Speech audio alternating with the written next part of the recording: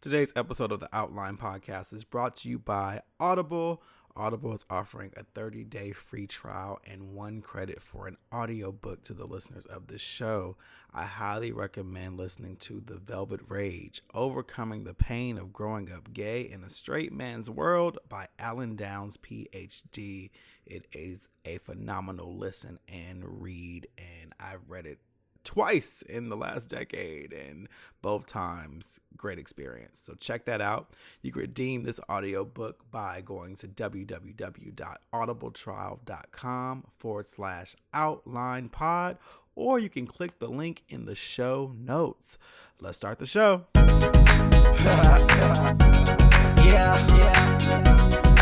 Outline with Kevin Dwayne. Kevin Dwayne.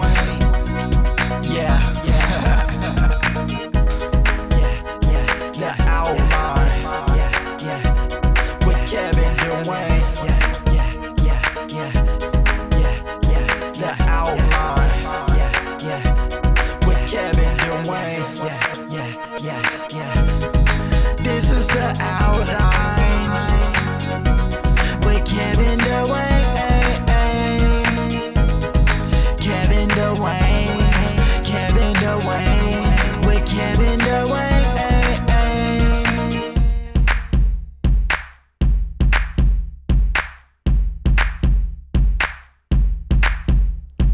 Yo, what's up, you guys? This is the Outline Podcast, and I am Kevin Dwayne. I know I sound so over it in that Audible ad in the beginning. I'm not. I'm just recording this in the morning, and I think I just needed some water. But I was re-listening. I was like, God, they're going to think I'm in a mood. I'm totally not. I'm fine. I'm actually really well, actually. I'm in a really good space, and as things continue to unfold, I will reveal more of it, but I'm letting things just kind of be as they are right now. But I'm in a really good space, and I hope you're in a great space as well. Last week, I told you all I was going to Orlando, and I went, and I had an amazing time, just as I thought I would. So Thursday morning, woke up in the morning, and met my friend Rosie and her girlfriend Amber, and we drove up to Orlando. It was such a turned up ass trip. Well, because I was there. I mean, I am a fool. If you've been around me, you all know I'm self-entertained, and you just give me some music and some good conversation, I'm good. In that car, the playlists were flowing. And speaking of playlists, on the way there, I created a new playlist called $200 Titty Top Tracks. You can follow me on Apple Music and get that playlist. It is very lit. I've got new fans because of that playlist. And also, you can check out other playlists that I've made. I do curate songs every now and then, and I take a lot of pride in making these tracks. I don't just put a bunch of songs together. There is a thought process that happens. So check that playlist out, and also check out another playlist that I really love called Technicolor that I created. So listen to that, and you'll get a vibe of the trip, because that playlist was kind of played throughout the weekend. We also, let me just continue. So on the way there, we were turned up. It was fun. Then we got there earlier before our Airbnb was available. We got there about 1 o'clock, 1:30. So we decided to go eat. We found a Yard House in the main touristy area. But, you know, Orlando's all touristy, really, because that's where all the resorts are. But we went to Yard House on International Drive because they had free parking and it was easy to get to. Plus, it had a menu that everyone could eat off of, because as you guys know, I don't eat animal products. So I'm like, okay, I'm hungry. So we went there. So it was me, Rosie, and Amber. I spoke with Elliot, who's been on the show as well, and they were picking up someone from the airport. So 3 people came and met us at Yard House. We got a bigger table together, and we just had drinks and talked and caught up and talked about how excited we were for the weekend. We were there for about an hour and some change. Well, total, we were there 2 hours when you add the time that me, Rosie, and Amber were there. But then when Elliot and the others got there, it was another hour or so. So we left there, went to a package store to pick up, packages for the house. We pulled up to the resort, and it was interesting because we're like, okay, what's the vibe gonna be? So the Airbnb we stayed in was huge, but it was in a gated community. So we pulled up, and not only was the gate closed, there was the gate was open. I'm sorry. There were cones blocking the entrance on both sides. So we were like, okay, how do we get in here? So we're like, okay, we don't see anyone. So should we just drive around? So Rose like, I'm just going to drive around this cone and just go through the gate. It's open. All of a sudden, this guard comes out. It's a woman, half her hair braided, half of it not. She wasn't on her shit. She was sitting down doing her hair and didn't see us come in. She's like flagging us down like, oh no, you got to come in here first. Now, it was one of those weird exchanges where I hate this about us as Black people. When she saw we were Black, she instantly changed her demeanor, and it was kind of, it was too familiar. That's what I'm going to say. And it was almost rude. It was very much like, we were like, okay, well, there was a cone right there blocking that entrance and a cone right here. What the fuck were we supposed to do? You weren't there. And she's like, you should have just waited and done this. And we're just like, yeah, no, that's not how this works. You should have been outside to greet us, bitch. No, if that's how this is going to go, you should have made it apparent that that's where we're supposed to be. But whatever. So we turned around. And then after she saw that it was three of us in the car, I don't know what made her change her mind up, but she got super nice. We're like, okay, you felt an ass whooping coming on. Got it. Cool. So she was like, oh, where you guys coming from? I was like, that's so crazy how she straight up code switched that quick. But okay, whatever. So she ended up telling us all her business. Like, we learned so much about her in that interaction of just getting the driver's ID and giving us a permit and all this shit. And so finally,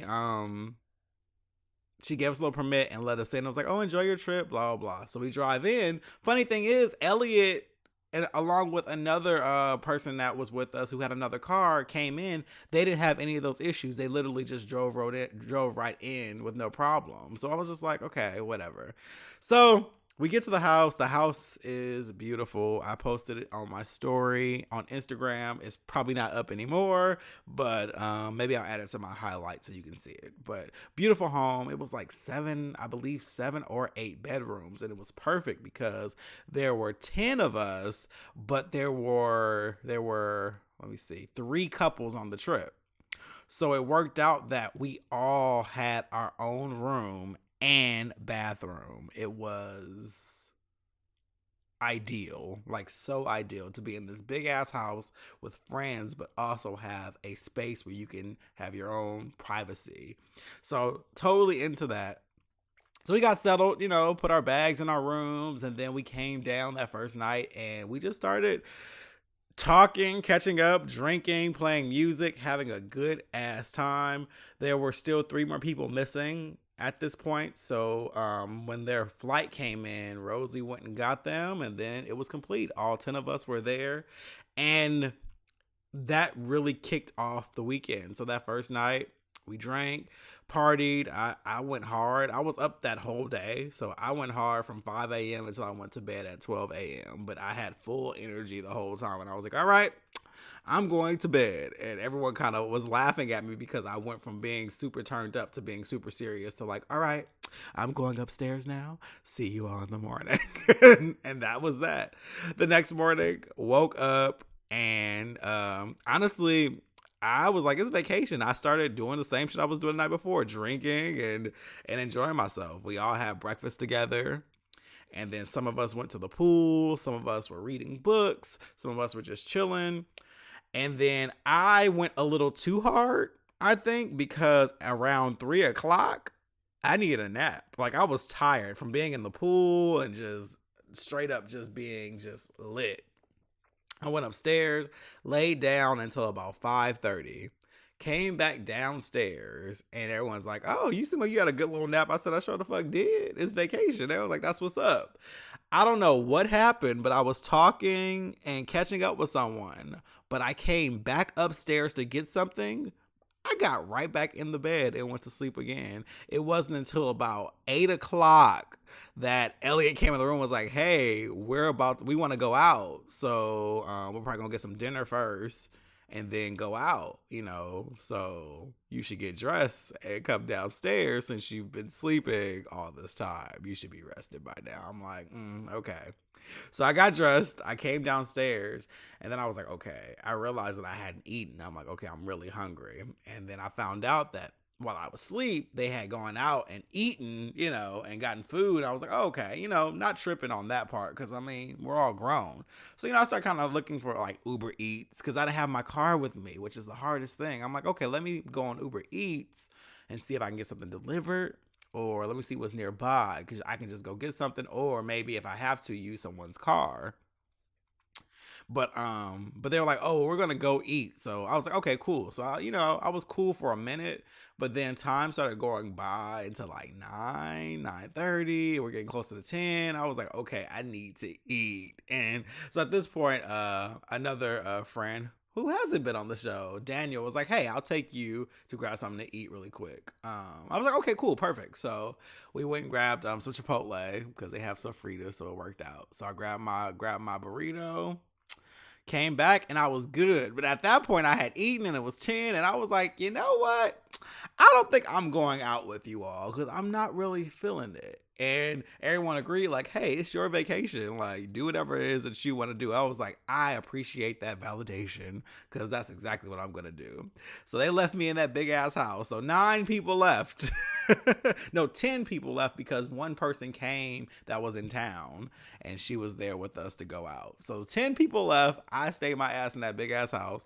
All I know is I was watching Knocked Up, and then 30 minutes later, I was knocked the fuck out. Like out, sleep, cold. And in that moment of falling asleep, I knew I made the right decision for me. There's nothing like knowing you did what was right for you because I was so fucking tired. Like, I think it was all the partying the night before and it caught up to my ass. Like, nah, this is 30 plus. Like, ain't none of that just getting up and just doing things and being out.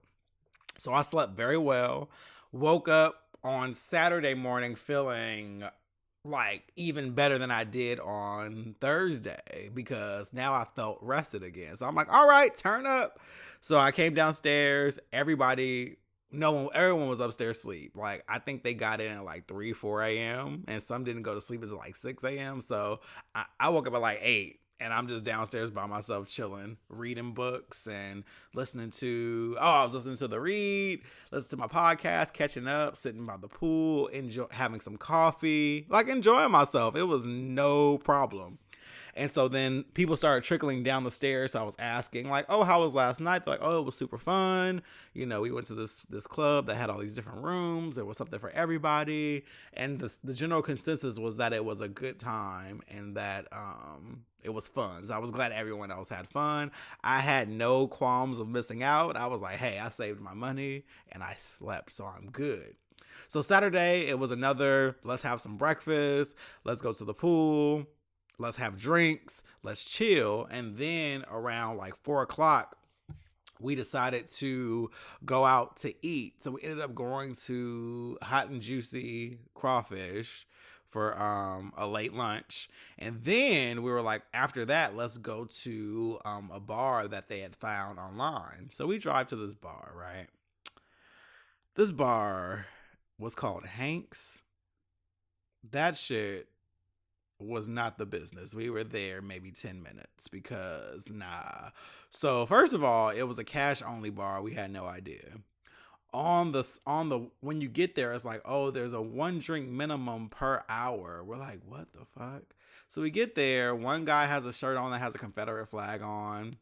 And this bar is extremely fucking white. Like, extremely white. But it was uncomfortable white to the point, like, we didn't feel like we were welcomed. And you bring in 10 black people of all different colors and creeds and backgrounds into this white-ass bar. Things get a little interesting. So, most of us are uncomfortable. The ladies on the trip There were three of them there. They were like, yeah, no, this isn't gonna work for us. They were already like, let's go right now. And then we're just like, okay, what's about to happen? So Elliot and his boyfriend goes to the bar and was like, okay, let's just get shots for everyone and let's kick this off. So we're like, let's just, let's just, have a drink here and then we'll figure something out. What was interesting is while this bar was like major white and creepy, on the television screen they had the little player playing all these pictures of men, muscled men, but it was mostly black men. So I was like, interesting. That's what's on the TV right now. Funny thing is, one of the people on the screen, it was an IG picture of someone that I'm friends with. And I texted him. I said, hey, so I'm at this bar in Orlando and it's called Hanks and they have your picture in their screensaver of sexy men. And he was like, are you kidding me? I'm like, I'm dead serious. He was like, I want to see it. I said, well, it hasn't come back up again, but if it does, I'll certainly try to get a picture of it. But I thought that was so funny. But yeah, I guess they just stealing people's pictures off of Instagram and putting them up there, but whatever. So come to find out, this bar was a cruising bar. A couple of the guys with us walked outside. They're looking for the restroom, and they went up. There was a little trail out there, and apparently, when you go past the trail, there's people getting fucked and jacking off and shit in the corners. So then it started making sense to me. I was like, okay, cool. This is how they protect the fact that it's a cruising bar. It's a cash only bar, so they don't have any transactions of things actually happening. And then these limits of drinks and stuff like that, they're keeping that overhead going. I said, that makes more sense. It's a cruise bar. Got it. So we definitely were like, let's get the fuck up out of here because this just is not the move. So after that, we left there, went to the gas station because a couple people needed gas and we were trying to figure out the next move. We stopped at another package store because we knew we were going to eventually end up back at the house. So we went to the package store. Then we went to this other bar called the Savoy. The Savoy was a little more spacious, clean, and felt a little more comfortable. But, I mean, it wasn't really popping. Mind you, a key factor that I'm leaving out here, I'm sorry, is it was gay days in Orlando. So it was like a gay weekend. So it's like their pride. So we're kind of looking for action, I guess. But that didn't really happen. The Savoy was very low key. There were people there, but, it wasn't like popping like that. We got the Savoy, but I was actually kind of irritated at this point because my contact in my left eye had dried out completely and I had no fucking solution. So I couldn't see. And it sucked because I didn't want to be blinking, looking crazy. So I'm just looking. I looked normal to everybody else, or my eye was probably red as fuck. Elliot said my eye was red as fuck, but I couldn't see. And so I was irritated by that because I was like, I can't see anything. So people are like, trying to like include me in conversation and I'm trying to have drinks. I'm trying to make the best of it, but I can't because I can't fucking see. So it was frustrating me. So I kind of was ready for it to be over so I can get back to the house and put my glasses on. So we were there like an hour, some change. I had a couple drinks while there. I had a Kentucky Mule. And then we left there, drove home. When I got home, both of my eyes were bloodshot red, like bloodshot red. It was crazy. So took them damn contacts out, put my glasses on. Took a minute to just kind of collect myself and just be happy and relieved, like, God, that's over. Went downstairs and it was our last night in the house. So we decided to go skinny dipping. Some of us went skinny dipping, not all of us, but it was like 4 of us. 3 of us went skinny dipping and it was fun. It was nighttime, whatever. And what happened after that? Yeah, I took my ass upstairs, went to bed, woke up the next day, packed my bag, took a shower, and we got ready to come back home. And yeah, we went out to eat one last time at Uncle Julio's, and me, Rosie, Amber hopped back on the road. It was a great time. It was so much fun. Got back into Atlanta about 8:30. I ran home, I ran home so quickly because I had to see Pose on FX. So Pose is Ryan Murphy's latest show. If you don't know, you need to know. It comes on Sundays at 9:00 p.m. Eastern, and it's about the ballroom scene in the 80s. And I've watched it twice. It is a phenomenal show. If you've seen Paris is Burning, you know how awesome this show is and how close it mirrors Paris is Burning, the documentary. If you haven't seen Paris is Burning, what the fuck? Where do you live? What is wrong with you? That's a part of like required watching next to like Tongues Untied. You know what I mean? Like these are things you have to, as gay people, like you need to witness these things. So Pose is just, it was so good. It's so good. And that's really all I can say. What I am excited about is, if you notice in the show, when it starts, they list all of the more popular people first. And that's typical Hollywood because that's how life works. But the more popular people in the show are white. That's Evan Peters, Kate Mara, James Vanderbeek. You know, then you have Billy Porter, who's black, who's amazing in the show. But when you watch the show, it's actually not about them. And I appreciated that. This show is actually led by people of color. You have Blanca, who is played by MJ Rodriguez. You have Angel, who's played by Enya Moore. You have Damon, who's played by Ryan Jamal Swain. And you have so many other characters like Candy, played by Angelica Ross, and it's people of color who run it. And then, of course, you know, pray tell, Billy Porter. He does Billy Porter is everything in the Pose. Like, I love him. I love him so much. He is like the host of the ball, and like, you know, he's the father to everyone, and it's so good. The show, it's amazing because of its authenticity, and it touches on the different scenarios of being gay, especially in this time. You know, you have the how do I say this? I'm at a loss for words right now. So you have the guy next door who really is just gay and he wants to be a dancer, but he's being put out by his parents because, you know, he's gay and they can't, you know, they're too religious and they're too homophobic to see beyond that. And, you know, this is a part of this is during the AIDS epidemic. So everyone's fearing of dying of this disease. So you have that. But then you also have people who are going through sex changes and people who are, you know, dealing with not being able to get employment and being treated like shit by everyone and looking for love and acceptance. Then you have the people. It's so good. It's so good and it's well shot and it's beautiful. And I'm so happy that this show exists. So I've watched it twice. I highly recommend you watch it. It comes on FX. Check it out. Let me know your thoughts in the comments. What do you think of Pose? I love it. I absolutely love it. Tweet me on The World of Kevin or on the Outline Podcast on Twitter. But love it, love it, love it. It's so good. Not only was Pose good, when I got home, I found out that Love, Simon is now on digital release. So I went ahead and bought that. And I watched that movie as well on Sunday night. I love that movie so much. Like, I'm so happy that we're getting good gay media for once. Stuff that is authentic. You have Moonlight. You have Love, Simon. You have Pose. Call Me By Your Name. Movies that actually get into the depth of who we are as people and not making it so salacious and scandalous and like, ooh, gay. Like, no, we're fucking humans. And I absolutely love this time period we are in.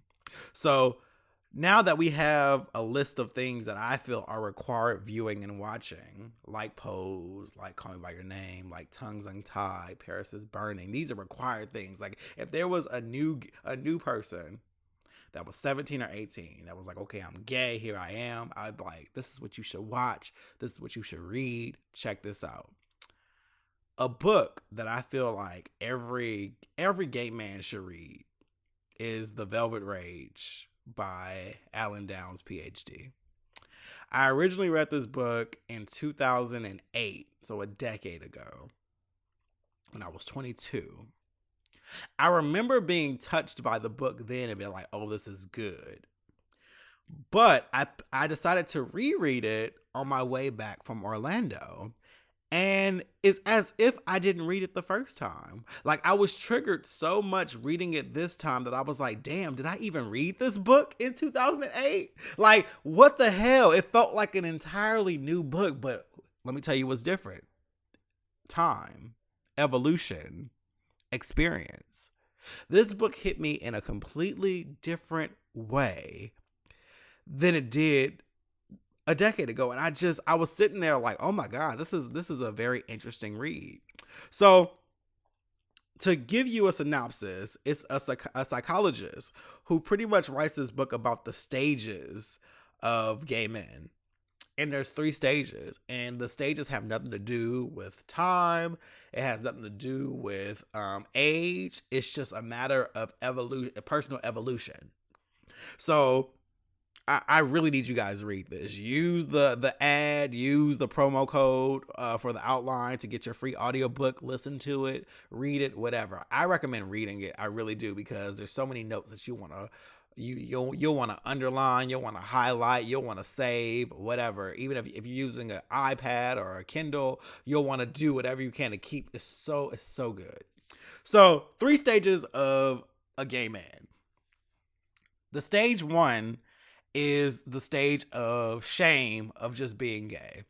During this stage, these are the people who are closeted, ultimately. These are the people who are ashamed of feeling like they are flawed, and they do anything in their power not to be found out that they're gay. These are your DL men, these are your closeted men, these are your adolescents, these are the kids who are underage. They're afraid of losing friends. They're afraid of we all start in stage 1.